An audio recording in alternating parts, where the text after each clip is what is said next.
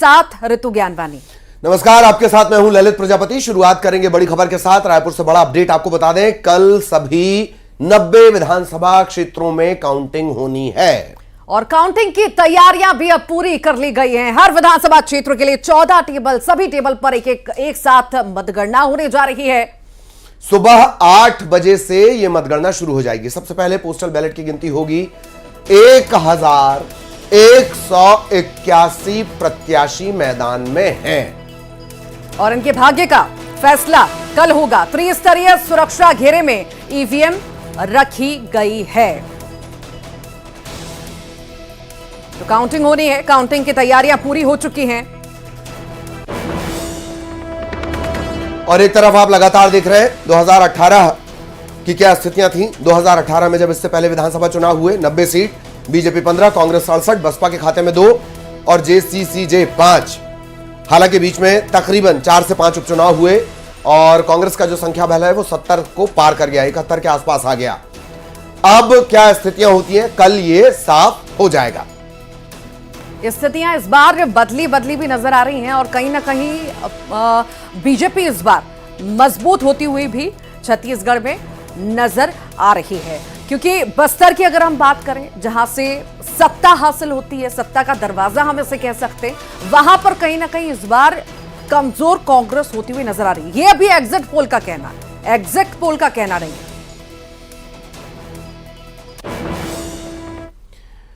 इधर रायपुर में निर्वाचन आयोग की प्रेस कॉन्फ्रेंस हुई। मुख्य निर्वाचन पदाधिकारी रीना कंगाले ने प्रेस कॉन्फ्रेंस ली और जानकारी दी। कल मतगणना को लेकर इस बारे में जानकारी दी गई। मतगणना केंद्रों में त्रिस्तरीय सुरक्षा की व्यवस्था की गई है। उन्होंने कहा मतगणना और सारणीकरण की वीडियोग्राफी होगी। तो किस तरह की तैयारी है ये आपको बता दें। 90 विधानसभा क्षेत्र हैं, 90 रिटर्निंग अधिकारी हैं, 416 सहायक रिटर्निंग अधिकारी भी मौजूद रहेंगे। राज्य के जो 90 विधानसभा क्षेत्र हैं उसमें मतगणना हेतु 90 मतगणना हॉल सभी जिला स्तरीय मुख्यालयों में निर्धारित किए गए हैं। 90 विधानसभा क्षेत्रों की मतगणना हेतु 416 सहायक रिटर्निंग अधिकारी, 4596 गणना कर्मी और 1698 माइक्रो ऑब्जर्वर्स तथा 90 रिटर्निंग अधिकारियों के निरीक्षण में ये पूरी मतगणना की प्रक्रिया संपादित होगी।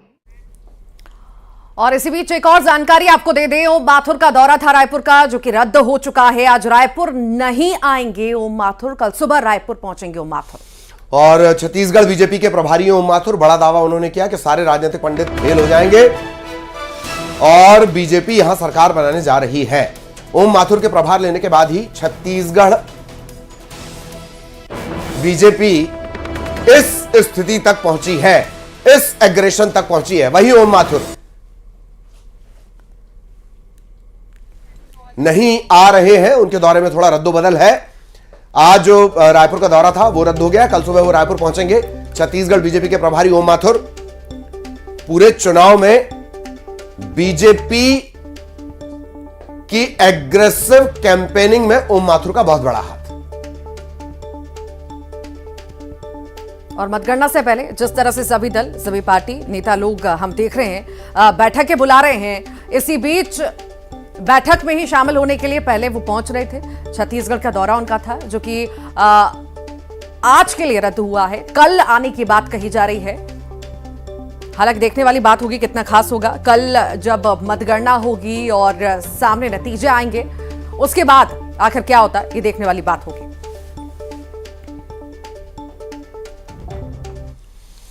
और इधर मतगणना की तैयारियों को लेकर कुमारी शैलजा ने बड़ा बयान दिया है। उन्होंने कहा कि मतगणना के लिए कांग्रेस कार्यकर्ता तैयार हैं। हमें पूरा विश्वास है कि छत्तीसगढ़ में फिर से कांग्रेस की सरकार बनने जा रही है। क्या कुछ कहा उन्होंने, सुनिए। विश्वास है, भरोसा है, हमारी भरोसे की सरकार रही और 5 साल काम किया, लोगों ने हम पर भरोसा किया। हमें पूरा विश्वास है, पूरा भरोसा है कि फिर से हमारी सरकार बनेगी। ऑपरेशन लोटस तो वो वैसे भी चलाते ही हैं, और कहाँ पर क्या, अगर उनका सच में ठीक होता तो कहाँ पे क्या क्या कर लेते वो। यहाँ पे उनकी सरकार जिस तरह से उनकी गई 5 साल पहले और अभी भी कहीं नजर भी नहीं आ रहे हैं, तो इनको छोड़ दीजिए। ये एक बनाते हैं, हवा भी बनाते हैं। पहले तो उनको विश्वास था ही नहीं यहाँ लोकल किसी लीडरशिप पर, तो मोदी जी को ले आए बीच में, गारंटी देने लगे, वो भी नहीं चला। और अब जब उन्हें मालूम पड़ गया कि सरकार उनकी कहीं आसपास भी नहीं है, दूर दूर भी नहीं है, कहीं बीजेपी का नाम नहीं है। तो काउंटिंग से पहले दावों का दौर जारी है। इधर नेता प्रतिपक्ष नारायण चंदेल ने क्या दावा किया, आइए सुनते हैं। नारायण चंदेल हमारे साथ मौजूद है और उनसे बात करते हैं। सर, क्या कहेंगे कल के नतीजों को लेकर? उधर देखिए। कल के नतीजे बहुत स्पष्ट है। भारतीय जनता पार्टी की सरकार बनेगी, स्पष्ट बहुमत के साथ बनेगी। जनता का आशीर्वाद भारतीय जनता पार्टी को प्राप्त होगा। छत्तीसगढ़ में भूपेश सरकार के कुशासन से इस प्रदेश की जनता मुक्ति चाहती है और भूपेश सरकार की विदाई चाहती है। ऑपरेशन लोटस की बात को लेकर भी तैयारी की बात कही जा रही है, ऐसा कुछ है क्या? ये कांग्रेस का भ्रम है। हाँ। क्योंकि कांग्रेस हार के कागार पर खड़ी हुई है, जी। इसलिए वो बहुत आगे जाकर के सोचती है। हमारा जनता के ऊपर विश्वास है। जनता का आशीर्वाद भारतीय जनता पार्टी को प्राप्त होगा। भाजपा की सरकार सुस्पष्ट बहुमत के साथ में छत्तीसगढ़ में बनेगी। इधर छत्तीसगढ़ कांग्रेस के जो नेता हैं विजय जांगिड़, उनका भी रिएक्शन सुनवाते हैं आपको। हमारे साथ मौजूद हैं और उनसे बात करते हैं। कल नतीजे निकलने वाले हैं और पूरे चुनाव भर वो लगातार छत्तीसगढ़ में मेहनत करते रहे। सर, क्या लग रहा है? सरकार कांग्रेस की बन रही है। जनता का विश्वास, कांग्रेस के किए हुए काम, इनका नतीजा कल आएगा और प्रचंड बहुमत से कांग्रेस सरकार बनाएगी। एग्जिट पोल जो बता रहे हैं सर कि थोड़ी कांटे की टक्कर हो सकती है, तो वो कल देखेंगे। वो उनके कयास है, किंतु हमारी जनता का जो विश्वास, जो है रेस्पॉन्स, जो हमारे काम, जो कार्यकर्ताओं की मेहनत, जो नेताओं की एकजुटता। जी जी। अच्छा सर, ये बताइए कि क्या ऑपरेशन लोटस जैसी स्थिति हो सकती है? ये सब काल्पनिक सवाल है। काल्पनिक सवाल है, ऐसी कोई तैयारी नहीं है? कोई तैयारी नहीं। कांग्रेस प्रचंड बहुमत से जीत रही है। मतलब चार्टर्ड प्रेम या विधायकों को कहा गया है कि भाई जीतते ही आ जाए यहाँ पे। नमस्ते। तो ये है विजय जांगिड़ और उनका कहना है कि जो ऑपरेशन लोटस है वो काल्पनिक सवाल है और ऐसा कुछ नहीं है। कांग्रेस बहुमत से आ रही है। कैमरा पर्सन मनीष के साथ ममता लांजेवा, न्यूज 18 छत्तीसगढ़। तो रिएक्शंस आपको लगातार सुनवा रहे हैं। आखिर कौन क्या कह रहा है, दावे कैसे कर रहा है। अब आपको जरा 2018 की तस्वीर दिखाते हैं, ग्राफिक्स के जरिए समझाते हैं कि आखिर कितनी सीटों में से किसे कितनी सीट मिली थी। ये देखिए ललित। तो छत्तीसगढ़ विधानसभा चुनाव 2018 की जो तस्वीर थी वो इस तरह की थी। ये आपके सामने वो तस्वीर है। 2018 में कांग्रेस 68 सीट, बीजेपी 15 और 7 अन्य के खाते में गई थी। तब जोगी कांग्रेस ने बसपा से गठबंधन किया था। तब एक बड़ा फैक्टर अजीत जोगी भी थे जो इस चुनाव में नहीं है। अभी भी जोगी कांग्रेस कई जगह जोर लगाने की कोशिश कर रही है। तो ये स्थितियां 2018 की। इसके बाद बाई इलेक्शन भी हुए और अब कल आपने क्या जनादेश दे दिया है, किन चेहरों पर कितना भरोसा आपने जताया है, यह कल क्लियर हो जाएगा। फिर से ललित लग रहा है इस बार फिर से जनता जो है बदलाव के मूड में है। बार बार हालांकि जनता का मूड समझा नहीं जा सकता है, क्या जहन में है और क्या करने वाली है जनता, वोटर क्या करने वाला है, ये बहुत ही ज्यादा मुश्किल है जानना। और शायद जो एग्जिट पोल में हमें नजर आ रहा है, नतीजे नजर आ रहे हैं, उससे समझना बहुत ज्यादा मुश्किल हो गया है। कल का इंतजार हमको भी करना होगा, जनता को भी करना होगा और जो नेता लोग टकटकी लगाए बैठे हैं, जिनकी रातों की नींदें उड़ी हुई हैं, बस उन्हें भी कल का इंतजार है। तो कल नतीजे आने वाले हैं। हमारे तमाम सहयोगी मैदान में तैनात हैं। किस तरीके से वो चीजों को महसूस कर रहे हैं, किस तरह के रिएक्शन मिल रहे हैं, सबसे ज्यादा दारोमदार इसी टीम पर रहना है जो मैदान में तैनात है। युगल आपको नजर आ रहे होंगे, रायपुर से हमारे साथ जुड़े हुए हैं। उमेश बिलासपुर से जुड़े हुए हैं। युगल, क्या कुछ अपडेट राजधानी रायपुर से?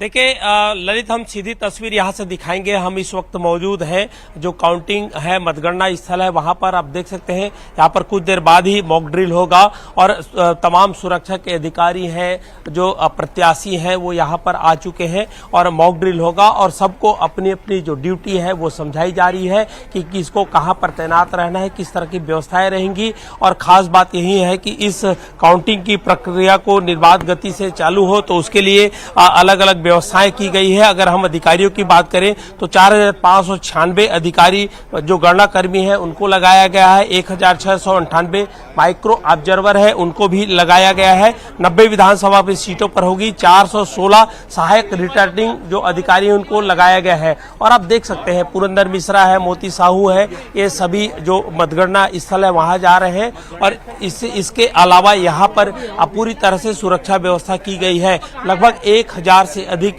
पुलिस के अधिकारी कर्मचारियों की ड्यूटी लगाई गई है। पार्किंग की पृथक सी व्यवस्था की गई है। जो ऑब्जर्वर है उनकी ही गाड़ी है, प्रत्याशियों की गाड़ी की अलग से व्यवस्था की गई है। कुल मिलाकर पूरे ये जो प्रदेश में जहां भी मतगणना होगा 33 जिलों पर, तो उन स्थानों पर इस तरह के चाक चौबंद सुरक्षा व्यवस्था रखी गई है। अब अधिकारी मॉक ड्रिल कर रहे हैं।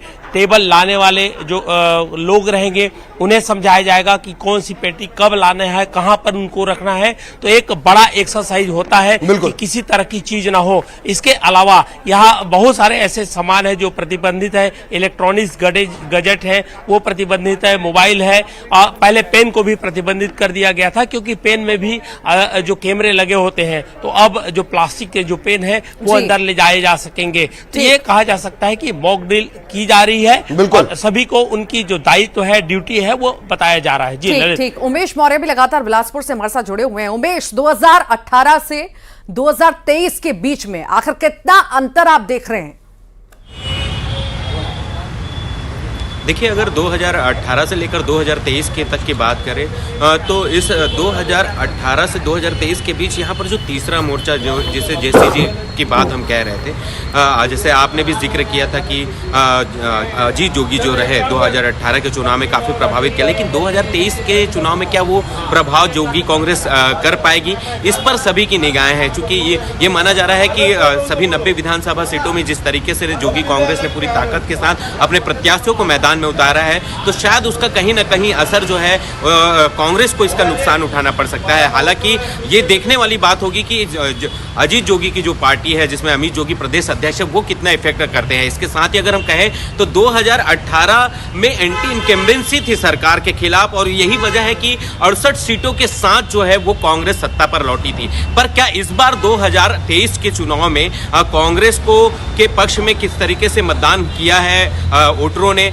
क्या जो तमाम जो योजनाएं थी सरकार की वो कितना कारगर साबित हुई जो योजना लोगों के लिए, इस पर पूरी निगाहें लोगों के। इसके साथ ही अगर हम कहें तो महज 2 या 3 महीने के भीतर इस तरीके से भारतीय जनता पार्टी ने इस चुनाव में कम बैक किया और ये कमबैक तो खैर हर जगह नजर आ रहा है। ये आपकी बात मार्के की है कि ये कमबैक नजर भी आता है। बहुत बहुत शुक्रिया आप दोनों का। आगे भी आपके जरिए अपडेट हम अपने दर्शकों तक पहुंचाते रहेंगे। और इस बीच जगदलपुर से एक बड़ी खबर मिल रही है, ऋतु। यहां पर न्यूज 18 की खबर का बड़ा असर हुआ है। पर्यावरण मंडल ने स्टील प्लांट प्रबंधन को नोटिस दिया है। दरअसल प्लांट से निकल रहे जहरीले दूषित पानी पर यह नोटिस जारी हुआ है। पर्यावरण विभाग के सदस्यों ने निरीक्षण किया। अब 15 दिनों के अंदर इस दूषित पानी को रोकने के निर्देश दिए गए हैं। गंदे पानी के चलते 200 एकड़ में लगी फसल खराब हुई थी। पीड़ित किसानों ने प्रशासन से इस बात की गुहार लगाई थी। इसकी एक स्टैंडर्ड प्रोसीजर होती है इस पानी के शुद्धिकरण की और निस्तारण की, उसका पालन नहीं किया जा रहा था। न्यूज 18 ने प्रमुखता से इस खबर को दिखाया और फिर बड़ा असर।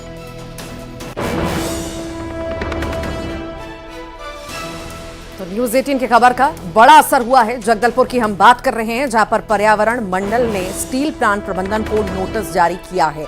गंदे दूषित पानी की वजह से परेशानियां हो रही थी। प्लांट से निकल रहा था जहरीला दूषित पानी, जिस पर यह नोटिस जारी हुआ। जशपुर की बात करेंगे, जहां पर हादसे में घायल बच्ची की मौत हो गई है। इलाज चल रहा था और इलाज के दौरान मौत हो गई। दरअसल कल रात कार ने कुचला था पहाड़ी कोरवा परिवार को और हादसे में कल एक महिला की मौत भी हो गई थी। इसके बाद इलाज के दौरान घायल बच्ची की भी जान चली गई है। आज उसकी मौत हो गई है। बगीचा थाना इलाके के पास यह हादसा हुआ था।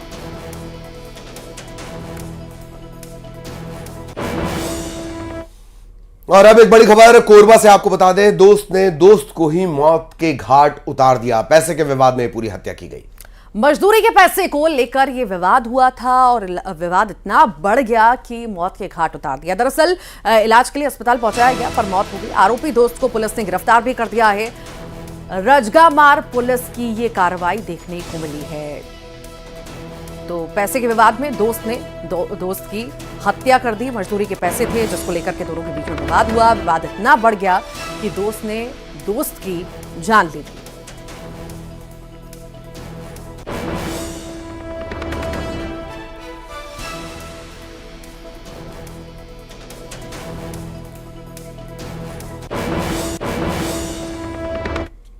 और अब आपको दिखाते हैं खबरों का 2020।